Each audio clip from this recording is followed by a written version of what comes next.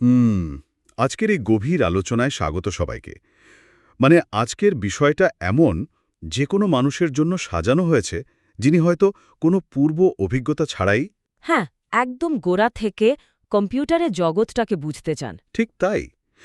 আমরা প্রতিদিন যে যন্ত্রগুলো ব্যবহার করছি, ধরুন অ্যাপোলো 11 মহাকাশচারীদের চাঁদে নিয়ে গিয়েছিল যে কম্পিউটার, আজকের দিনের একটা সাধারণ স্মার্টফোন তার চেয়ে কয়েক মিলিয়ন গুণ বেশি শক্তিশালী। এটা ভাবলেই অবাক লাগে, তাই না? একদম। আর সবচেয়ে চমকপ্রদ ব্যাপারটা হলো, বিশাল সেই যন্ত্র আর আজকের এই পকেটের ফোন, এই দুটোই আসলে একদম একই মূলনীতির ওপর দাঁড়িয়ে আছে। তো আজকে আমাদের আলোচনার ভিত্তি হল প্রসেনজিৎ নাথ রচিত অঙ্কুর আর কম্পিউটারের মায়াবী ভাষা নামের চমৎকার একটি বই। হ্যাঁ, বইটার অ্যাপ্রোচটা ভীষণ সুন্দর। এখানে কোনো কঠিন প্রযুক্তিগত শব্দ বা জার্গন নেই, শুধু অঙ্কুর নামের ছোট্ট একটা ছেলে আর তার স্যারের কথোপকথন। ঠিক।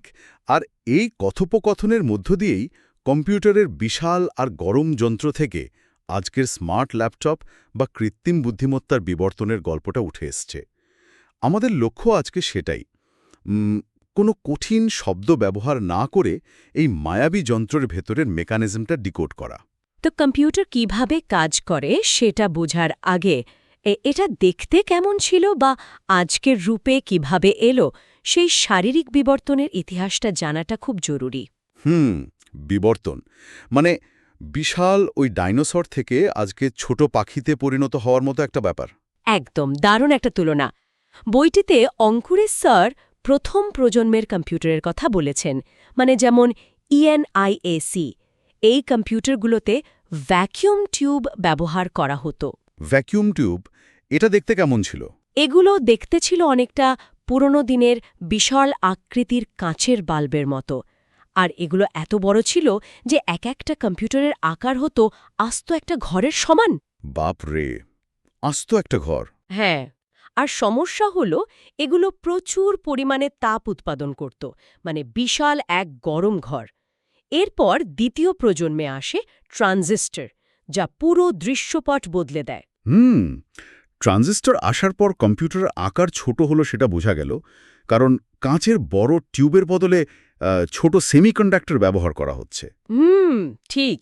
কিন্তু এখানে আমার একটা খটকা আছে। শুধু আকার ছোট হওয়ার কারণে কাজের গতি কেন এত জ্যামিতিক হারে বেড়ে গেল? ছোট হওয়া মানেই তো শক্তিশালী হওয়া নয়, তাই না? এটা খুবই চমৎকার একটা প্রশ্ন। আসলে এর উত্তর লুকিয়ে আছে ইলেকট্রন বা বিদ্যুতের গতিবিধির মধ্যে।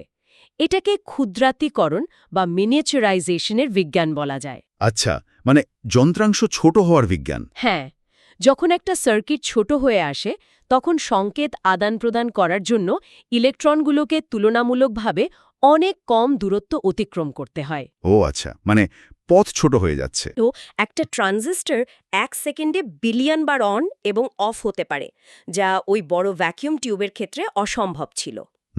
বুঝতে পারছি। পাশাপাশি পথ ছোট হওয়ার কারণে বৈদ্যুতিক রোধ বা রেজিস্ট্যান্সও কমে যায়, ফলে তাপ উৎপাদন অবিশ্বাস্যভাবে কমে যায়।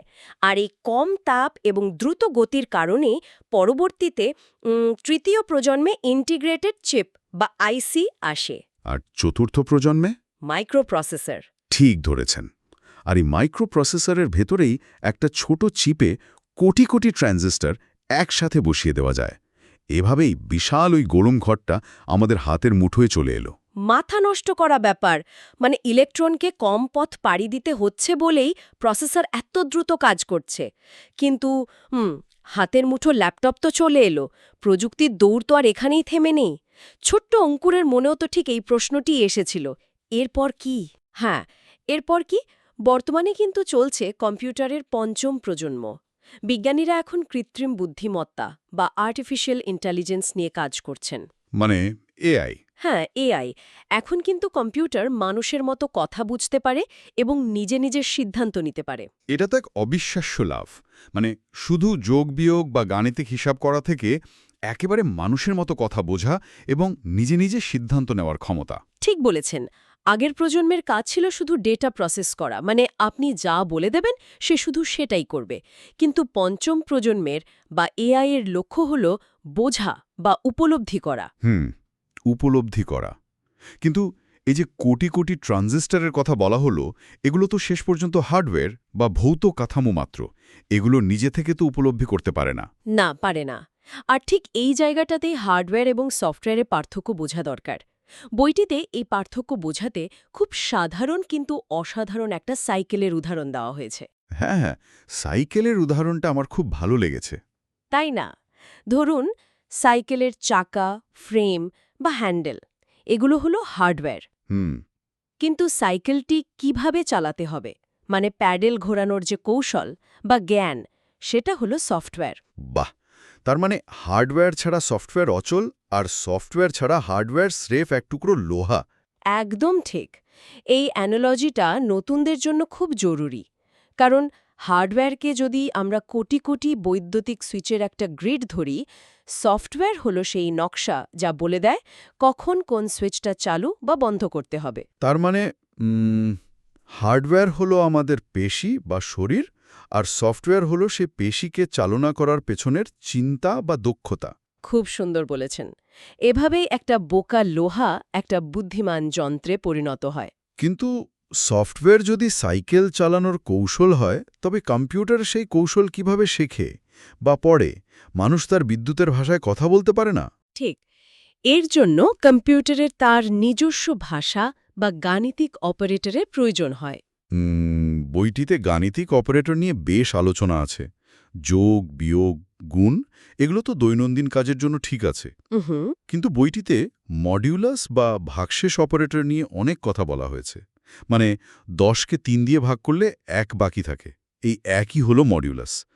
আমার প্রশ্ন হলো, একটা কম্পিউটারের ভাগশেষ বের করার জন্য আলাদা একটা প্রতীকের এত দরকার পড়ল কেন? মডিউলাসকে সাধারণ অঙ্কের মতো দেখলে শুধু ভাগশেষ মনে হতে পারে, কিন্তু প্রোগ্রামিং লজিকে এর ভূমিকা রীতিমতো জাদুকরী। হুম। প্রথমত, চক্রাকার বা সাইক্লিক কাজগুলো নিয়ন্ত্রণ করতে এটা ব্যবহার করা হয়। সাইক্লিক কাজ মানে কি রকম? ধরুন, ঘোরের সময়ের হিসাব। এখন যদি 10টা বাজে আর আমরা এর সাথে 5 ঘন্টা যোগ করি, তবে সময় কিন্তু 15টা হয় না, হয় 3টে। ও আচ্ছা, 12র পর আবার 1 থেকে শুরু হয়। একদম। এটা মূলত 12 দ্বারা মডিউলাস করার ফল।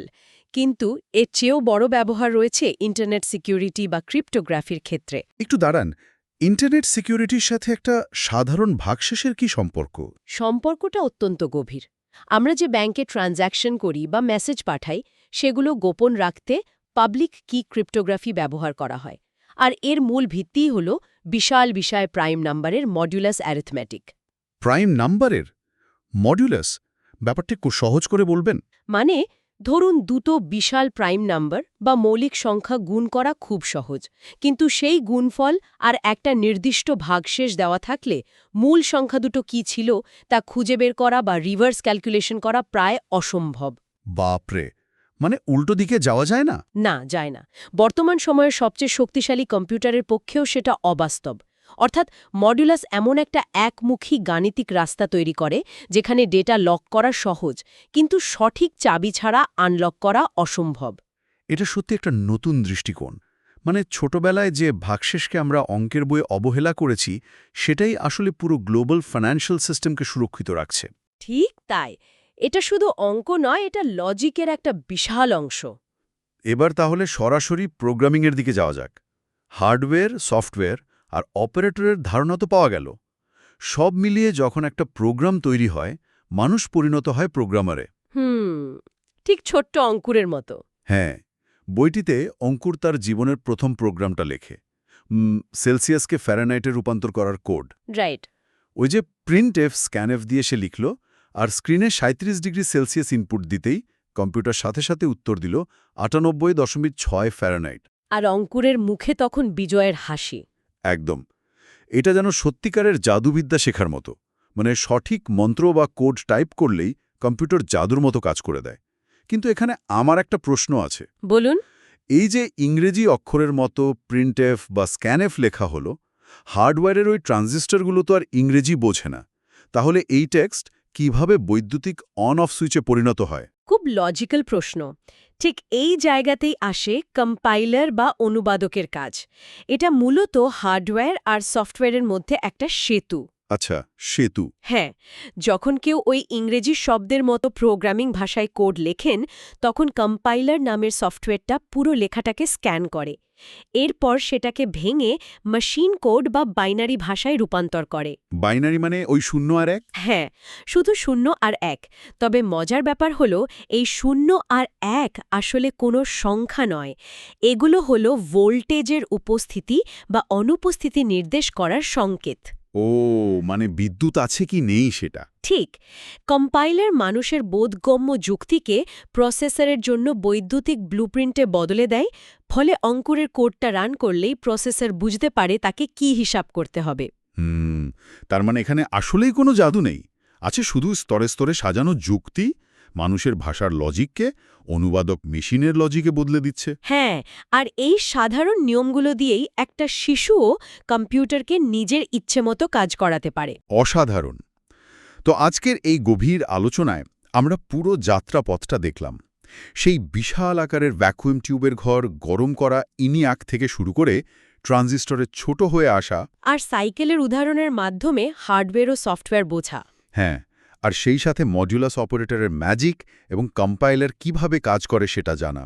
সব মিলিয়ে এটা পরিষ্কার যে কম্পিউটারের ভেতরের কাজগুলো কোনো রহস্যময় জাদু নয়, যে কেউ একটু চেষ্টা করলে এই মায়াবী ভাষা শিখতে পারে। একদম, ভয় পাওয়ার কিচ্ছু নেই।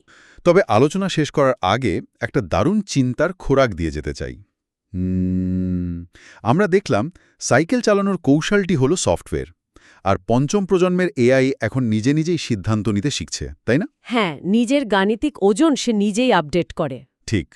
তো ভবিষ্যতে এমন দিন কি আসতে পারে যখন সেই সাইকেল নিজেই ঠিক করবে সে কোন রাস্তায় যাবে এবং কিভাবে যাবে? মানুষের কোনো নির্দেশনা ছাড়াই? হ্যাঁ, যদি যন্ত্র নিজেই নিজের গন্তব্য ঠিক করতে শুরু করে তখন আমাদের ভূমিকা কি হবে?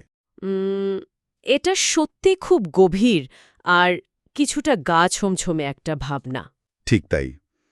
আর এই অসীম সম্ভাবনার ভাবনাটা দিয়েই আজকের এই গভীর আলোচনা আমরা এখানেই শেষ করছি। আগামীতে নতুন কোনো সোর্স আর নতুন কোনো বিশ্লেষণ নিয়ে আবারও কথা হবে।